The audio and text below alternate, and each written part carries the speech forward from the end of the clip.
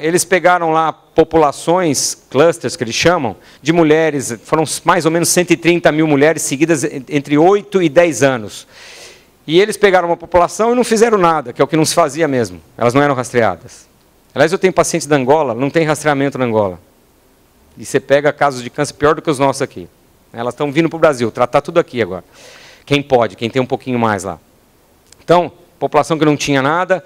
Uma outra população, eles fizeram uma coisa que se propôs aí para países em desenvolvimento, que é o teste visual. Aqui tem uma tese aqui de Porto Alegre, que é do Paulo Naldi, que é o exame com o teste de Schiller. Antes desse povo tudo falar isso, o Naldi fez, e nós lá na escola, desde que eu me conheço por gente, a gente fazia o teste de Schiller em todas as mulheres que passavam na triagem. E nunca escrevemos isso.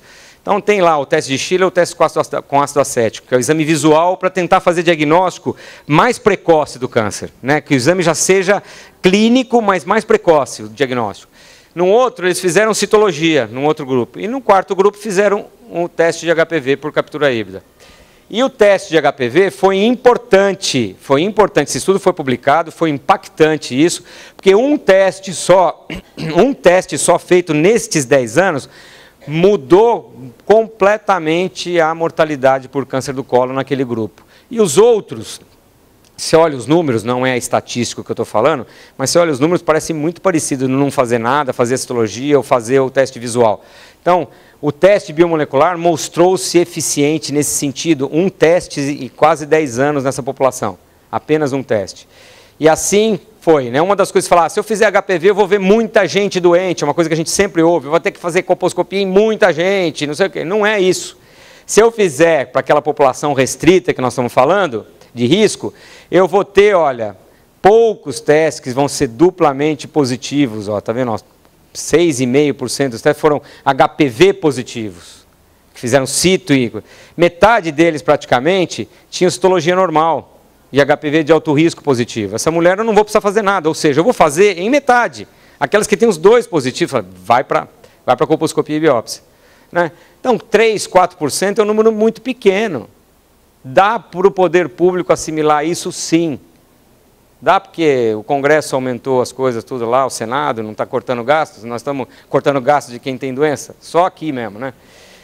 E assim vai. Olha, esse estudo é muito interessante também, que é do Eduardo Franco, lá do grupo do Eduardo, lá no Canadá. Ele mostrou aquilo que eu falei das sensibilidades e especificidades muito parecidas, né?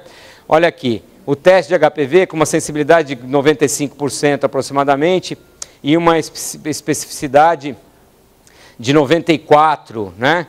E o Papa tinha uma sensibilidade de 55% aqui, uma especificidade de 97% aproximadamente. Então, os números de especificidade estão muito próximos e os números de sensibilidade muito distantes. Muito distantes, quase 2 vezes mais sensíveis, né, o teste. E assim vai, né, tem vários estudos falando a mesma coisa. Isso aqui é uma revisão atual, acabou de sair isso, ainda não está nem na revista, está no online só, e eu, para conseguir esse artigo, precisei pedir para uma bibliotecária, porque eu, pelo acesso que eu tenho da rede do CAPES, não consegui, né, que é uma revisão mostrando todos os testes que existem, né, disponíveis, fazer uma revisão toda da infecção por HPV, rastreamento, etc., do NCI, do Instituto Nacional do Câncer nos Estados Unidos.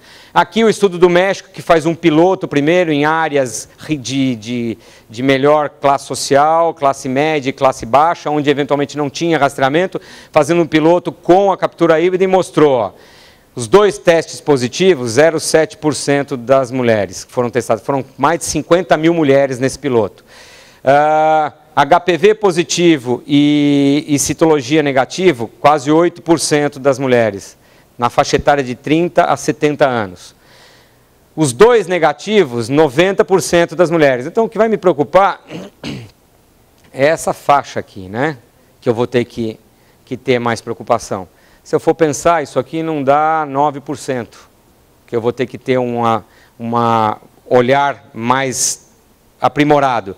Porém, é só isso aqui que eu eventualmente vou ter. Que essas mulheres aqui também foram encaminhadas para colposcopia, etc. Mas se nós formos pensar mesmo na situação, talvez eu não precisasse fazer, se for pensar em outros testes que vêm por aí ou que possam ser utilizados, eu talvez não tenha um número grande de pessoas que vão ter que fazer outros testes, que vão demandar mais custo, né, fazendo o teste de HPV. E tem um estudo mais recente, que saiu agora também, no finalzinho do ano, que mostra outros dados do México, colocando que para países que têm este perfil, né, o método biomolecular é favorável no sentido de custo-efetividade para rastreamento do câncer do colo do útero. Ele é custo-efetivo.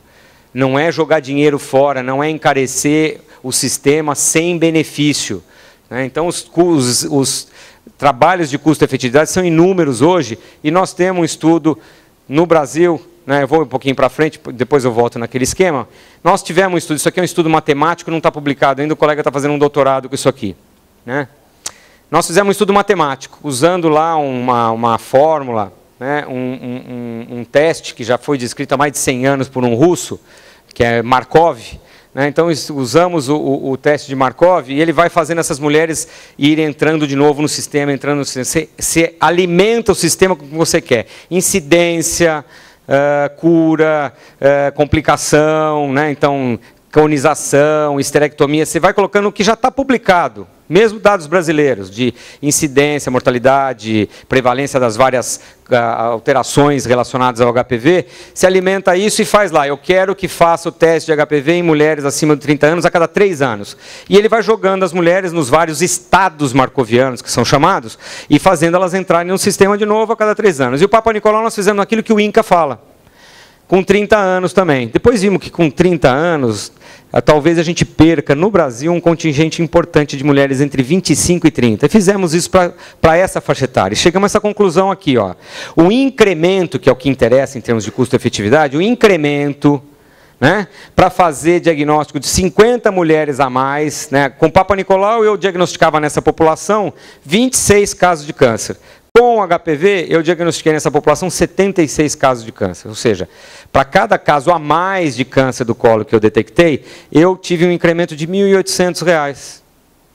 Como é que eu cheguei a essa conclusão? Porque eu usei um dado de sensibilidade brasileiro, de um estudo que o grupo, um dos colegas lá que está envolvido nesse trabalho, que é um infectologista e epidemiologista clínico, que é o Adalto Castelo, ele é cearense, e ele conseguiu fazer isso na Secretaria de Saúde, lá um piloto, lá um estudo lá, muito bem desenhado no Ceará.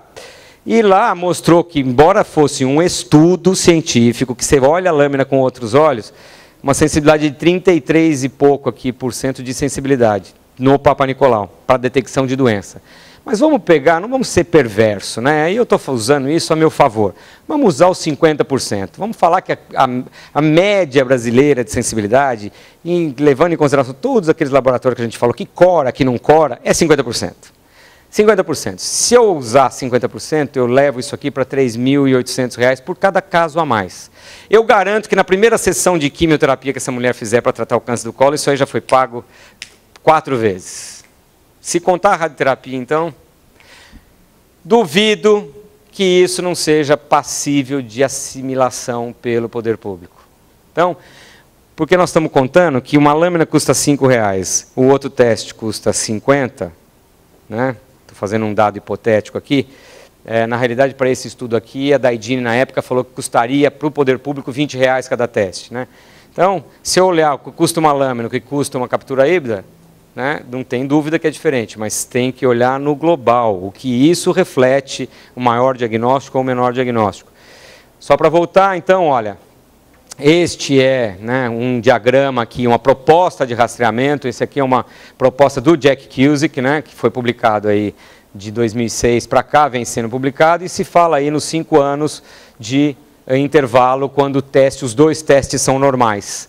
E aí tem vários algoritmos que estão sendo propostos, quando um é positivo, o outro negativo, quando eu repito, se eu faço genotipagem, eu não faço genotipagem, o que vem depois do teste de HPV positivo. A própria pessoa, que é o Attila Lawrence, que foi quem desenvolveu a captura híbrida, ele ainda tem a posição de, assim, fez o teste de HPV genérico, deu HPV de alto risco positivo, vem a citologia a seguir. As outras coisas ainda vai precisar muitos estudos para saber qual que vai ser o algoritmo final. Mas, de qualquer forma, gente, esta é a proposta. Nós temos que melhorar o rastreamento e não tem dúvida que a biologia molecular melhora o desempenho do rastreamento. Vai detectar mais casos de câncer e mais casos de lesão precursora de alto grau. não tem dúvida. Em todos os lugares isso está se repetindo, certo? Acho que era isso, o resto... Era isso. Obrigado, gente.